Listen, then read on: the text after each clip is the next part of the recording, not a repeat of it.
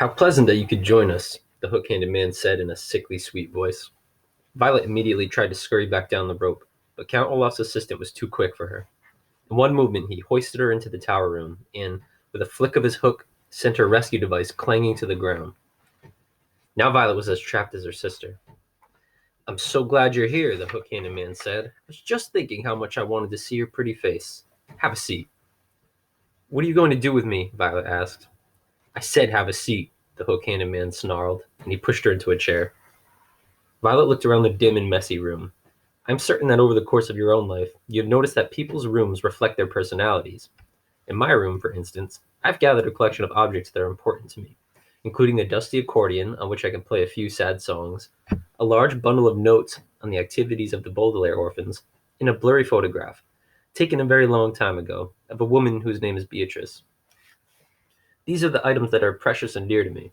The tower, the tower room held objects that were very dear and precious to Count Olaf, and they were terrible things. There were scraps of paper on which he had written his evil ideas in illegible scrawl, lying in messy piles on top of the copy of Nuptial Law he had taken away from Klaus. There were a few chairs and a handful of candles that were giving off flickering shadows. Littered all over the floor were empty wine bottles and dirty dishes, but most of all were the drawings and paintings and carvings of eyes, big and small, all over the room. There were eyes painted on the ceilings, scratched into the grimy wooden floors. There were eyes scrawled along the windowsill, and one big eye painted on the knob of the door that led to the stairs. It was a terrible place. The hook-handed man reached into a pocket of his greasy overcoat and pulled out a walkie-talkie. With some difficulty, he pressed a button and waited a moment. "Boss, it's me," he said. "Your blushing bride just climbed up here to try and rescue that biting brat." He paused as Count Olaf said something. "I don't know, with some sort of rope." "It was a grappling hook," Violet said, and tore off a sleeve of her nightgown to make a bandage for her shoulder. "I made it myself." "She says it was a grappling hook," the hook-handed man said into the walkie-talkie. "I don't know, boss." "Yes, boss." "Yes, boss, of course I understand she's yours." "Yes, boss." He pressed a button to disconnect the line and then turned to face Violet. Count Olaf is very displeased with the bride. "I'm not his bride," Violet said bitterly. "Very soon you will be," the hook-handed man said, wagging his hook the way most people would wag a finger. "In the meantime, however, I have to go and fetch your brother. The three of you will be locked in this room until night falls. That way Count Olaf can be sure you'll stay out of mischief." With that, the hook-handed man stomped out of the room. Violet heard the door lock behind him, and then listened to his footsteps fading away down the stairs. She immediately went over to Sunny and put a hand on her little head, afraid to untie her and tape her sister for fear of incurring, a word which here means bringing about, Count Olaf's wrath. Violet stroked Sunny's hair and murmured that everything was all right. But of course, everything was not all right. Everything was all wrong. At the first light of the morning trickled into the tower room, Violet reflected on all the awful things she and her siblings had experienced recently. Their parents had died suddenly and horribly. Mr. Poe had bought them ugly clothing.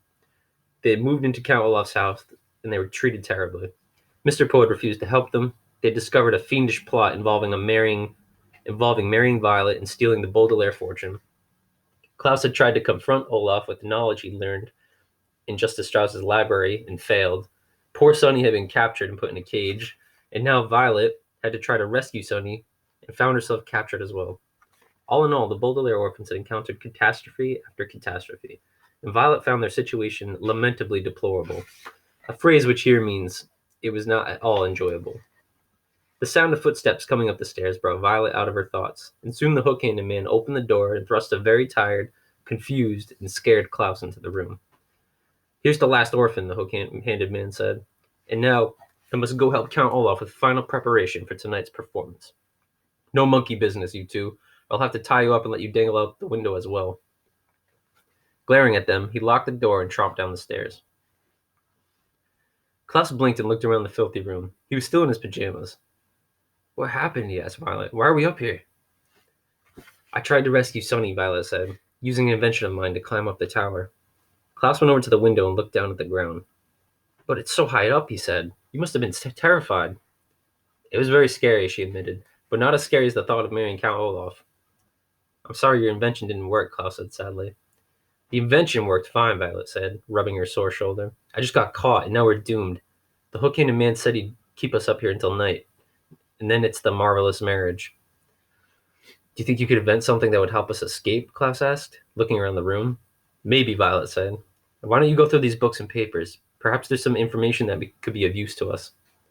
For the next few hours, Violet and Klaus searched the room, in their own minds, for anything that might help them. Violet looked for objects with which she thought she could invent something. Klaus read through Count Olaf's papers and books. From time to time, they would go over to Sunny and smile at her, pat her on the head to reassure her. Occasionally, Violet and Klaus would speak to each other, but mostly they were silent, lost in their own thoughts. If we had any kerosene, Violet said around noon, I could make Molotov cocktails with these bottles. What are Molotov cocktails? Klaus asked.